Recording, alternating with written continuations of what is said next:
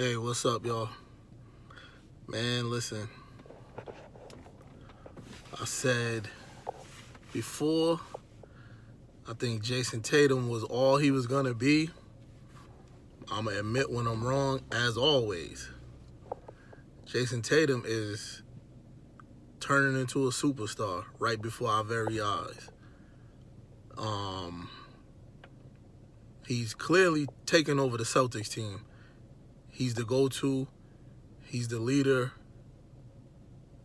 And he's the all-star. Kemba is an all-star, but Kemba was already an all-star beforehand.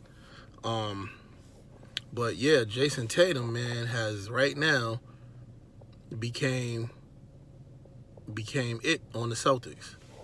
And that's just a credit to his hard work. You know, he worked hard. Jaylen Brown, probably the most improved. And I'm talking like the last couple years. Jaylen Brown is improving his game every year.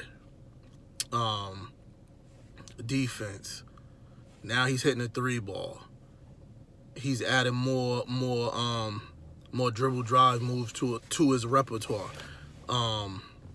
Right now that's the Celtics cornerstone right now for the next 10 years at least.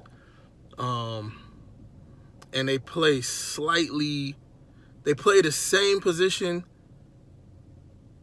but they play two different positions, but they play them both the same. That is what I meant, actually. Jaylen Brown is a legitimate two guard, Jaylen Brown, and Jayson Tatum is your small forward. And in a sense, like a lot of times, because they've been playing small ball a lot. The Celtics play a lot of small ball. So you got Kemba Walker and Marcus Smart, who Marcus Smart is their best passer on the team, if you really want to be honest. They got those two guys in the backcourt. Jaylen Brown, Jayson Tatum playing the wing, swing, whatever you want to call it. And then you getting quality minutes from Daniel Tice, which is a small ball lineup. And that's probably the Celtics' best lineup. And then you get minutes from Enes Kanter, and then you throw the rest of the guys in there, and they start filling in the blanks.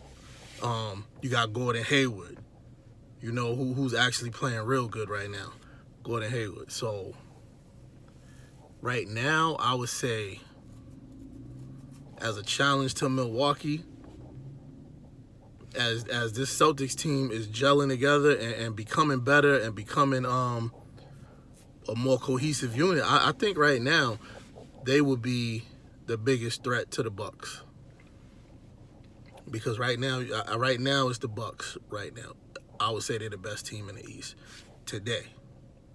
You know, right now. I mean, record and all that out the window. We talking about in a 7-game series. The record, what they doing now, don't mean nothing.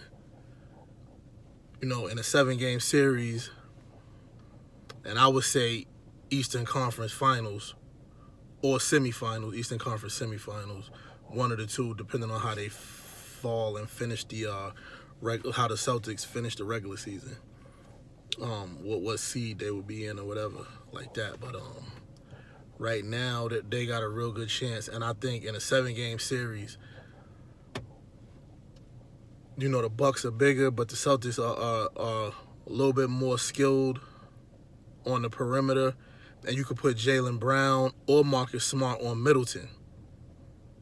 And you know that would cancel that out a little bit, and then you could put whoever the opposite player you could put on Bledsoe.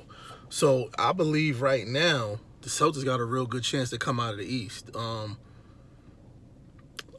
Philadelphia, I don't see it happening. You know, Miami's tough, Indiana's tough, and I mean, Philly's legit. If they got both of the guys, Simmons and Embiid playing together, both healthy, Philly's legit too. But right now, I see the Celtics pushing forward, man, and I see the Celtics really, really becoming a force. And again, I was wrong because I thought Jayson Tatum was all he was going to be 2 years ago. But man, he stepped his game up big time.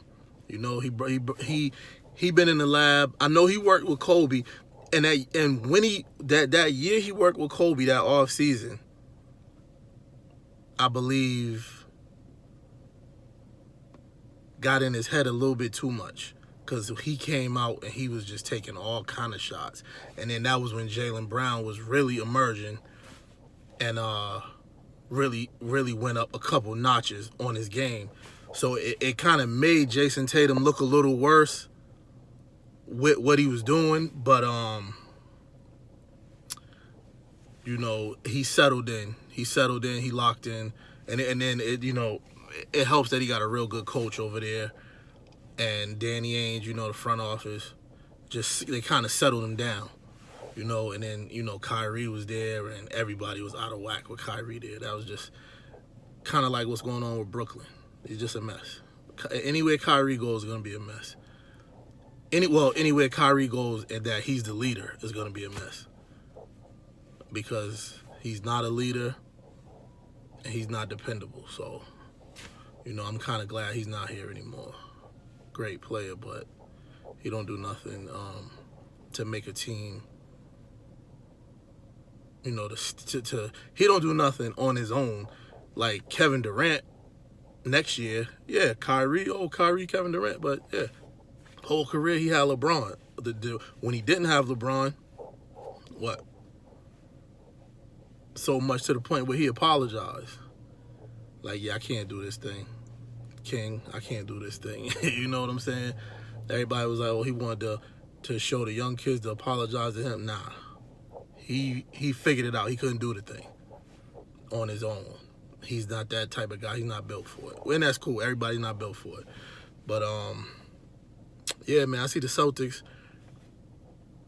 you know, making a push to be the biggest threat to Milwaukee. So if you haven't already, man, hit the subscribe button, like the video,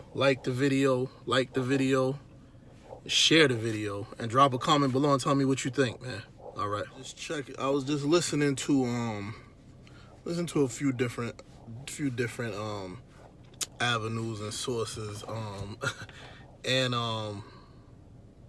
then I heard it from straight from the horse's mouth that Floyd Mayweather, he feels like he should be the athlete of the decade. I disagree, but he has a strong argument. I disagree with him, but let me know what you think. Drop comments below, man. Let me know what you think. But like LeBron James won. I don't want to say like I feel like he was hating on LeBron James or whatever, because I don't think he was. I definitely don't think he was hating on LeBron. But I just don't feel like with LeBron, he been to like 8 straight finals, which means he's working around it. Like he's consistently the best. Floyd's consistently the best also, but he only fought like what did he have? 10 fights in a decade, and 10 fights in a decade, something like that. But a lot of times he's fighting twice a year, once. You know what I'm saying? So it just enough work wasn't put in on his part physically to me to be the athlete of the decade. Like I said, LeBron's playing. He's playing in the Olympics. The season itself is long, and then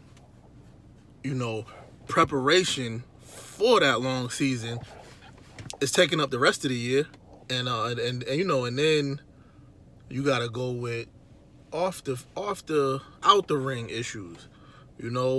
Floyd had a lot of domestic issues, domestic violence issues.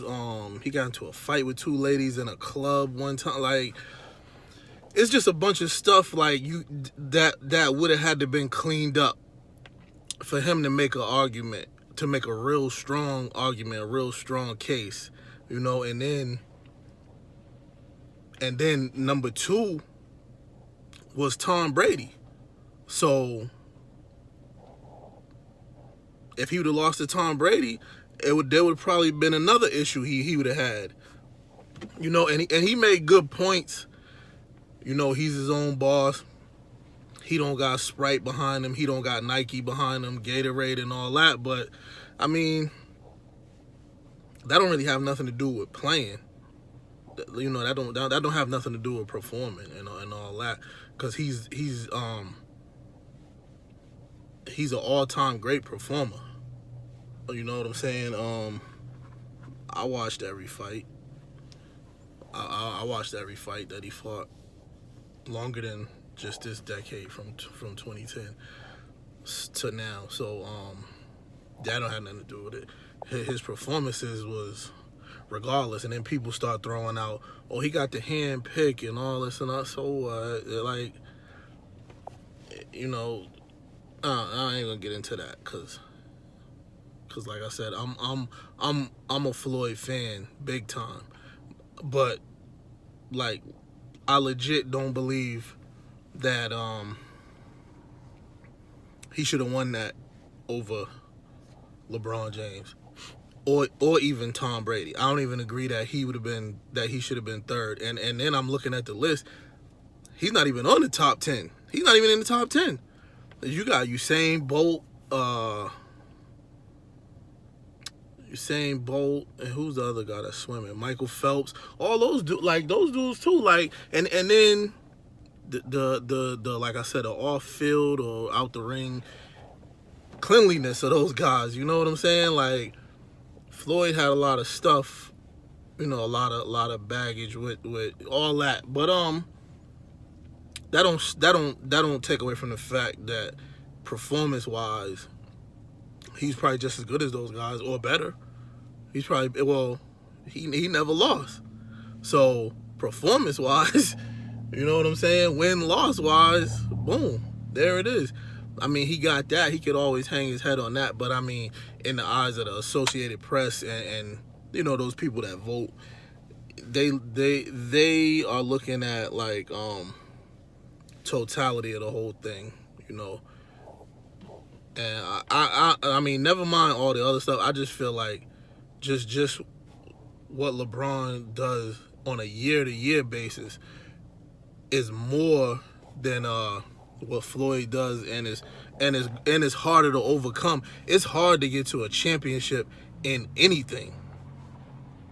You know what I'm saying? It's hard to get to a championship in anything, and then it's hard to get back to a champion. It's harder to get back. And if you go 8 straight times, that means you're getting everybody's best shot, as was Floyd in those fights. But that's crazy. And then you just not dependent on yourself. It's just not you. Because if that's the case, LeBron probably would have won every championship if it was just him against somebody else. But you know, he got a team full of people. He got dudes.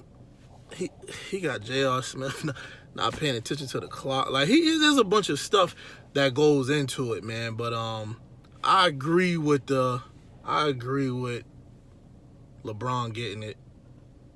And like I said, if it wouldn't have been LeBron, it would have been Tom Brady. So Floyd wasn't even on the list, and I feel like that's because of the all the out the ring issues that he had. So that's just how I'm feeling. I don't know. You might feel a different way. You guys might feel a different way. But you know, if so, drop a comment below. Let me know. Subscribe if you haven't already. It would be greatly appreciated. Like the video, share it, let somebody else hear it. Just a different opinion, because it's all opinions. You know what I'm saying? But y'all be good, man. Tell me what you think, man. Drop comments down below, for real. Hit this up, man, because this is kind of a hot topic, because everybody's talking about it. You know, and then you got a chance to hear from Floyd himself. So drop a comment on this one, y'all. All right?